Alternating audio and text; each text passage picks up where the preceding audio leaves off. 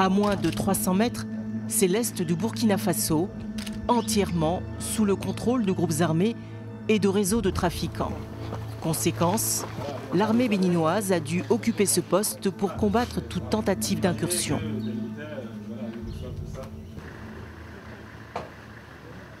On a beaucoup de détachements militaires implantés un peu partout pour quadriller notre zone d'action. C'est ce qui nous permet de sécuriser le parc Pendjari.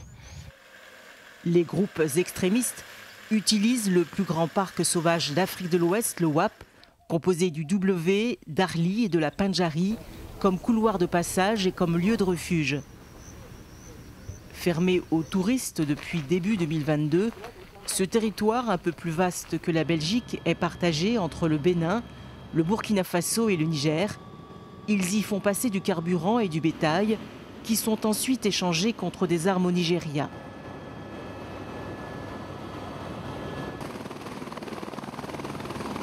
Sur cette route en construction menant vers le Burkina Faso, plus personne ne peut passer sous peine d'être abattu par l'armée béninoise. C'est les terroristes qui règnent à la frontière. Donc pour empêcher leur ravitaillement, tout a été bloqué.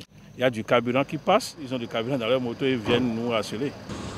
Dans cette lutte contre le terrorisme, près de 3000 militaires sont déjà déployés au nord du Bénin. Et plus d'une dizaine de bases opérationnelles avancées et de positions fortifiées sont en train de sortir de terre. D'ici à 2 ans, 60% des effectifs de l'armée y seront positionnés. Aujourd'hui, des hélicoptères Puma et des aéronefs surveillent particulièrement les zones sensibles le long de toutes les frontières du Bénin avec les pays voisins. Aux commandes de ces appareils, des pilotes sud-américains aguerris à la lutte contre le narcotrafic. Une caméra de longue portée permet d'identifier la menace. Nous n'avons pas de missiles air-sol, mais nous avons formé des gunners, des tireurs à bord, qui nous permettent d'opérer, d'appuyer efficacement dès que besoin est sur le terrain. En mars dernier, une patrouille a neutralisé 7 combattants djihadistes affiliés à l'État islamique. Ils tentaient d'installer une cellule dans le parc W.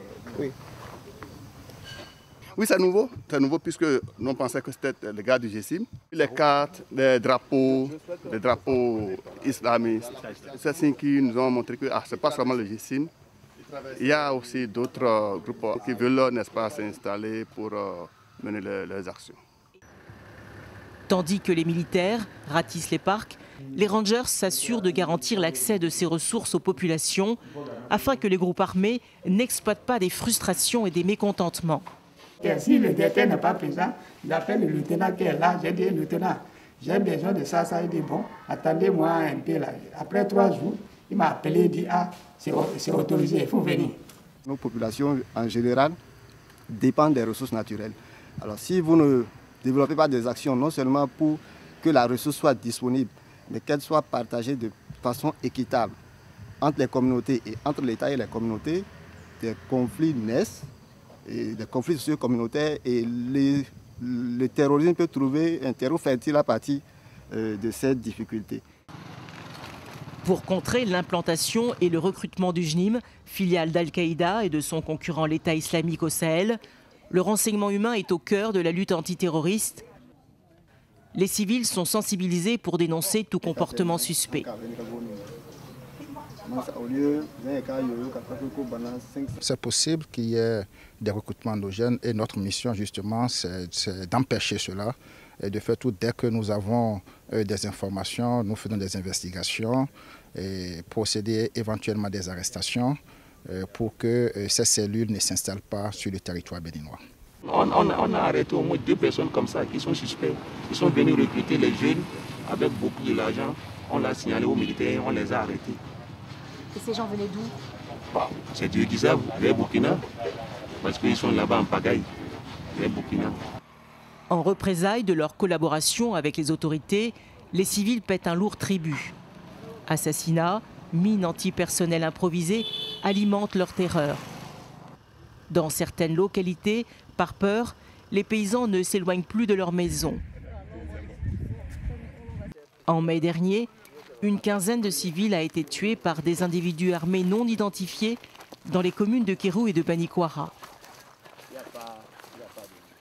Il y a beaucoup de dangers sur les voies, tout comme ça.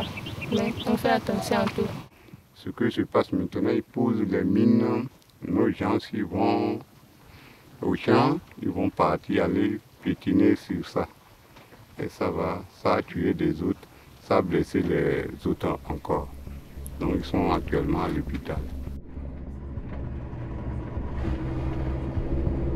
Kouroukoulou est devenu le symbole de la lutte menée par les autorités du pays contre le terrorisme. Ce village, disputé par le Bénin et le Burkina Faso, était encore, il y a quelques mois, sous le contrôle de combattants djihadistes. Il servait de base logistique et de ravitaillement.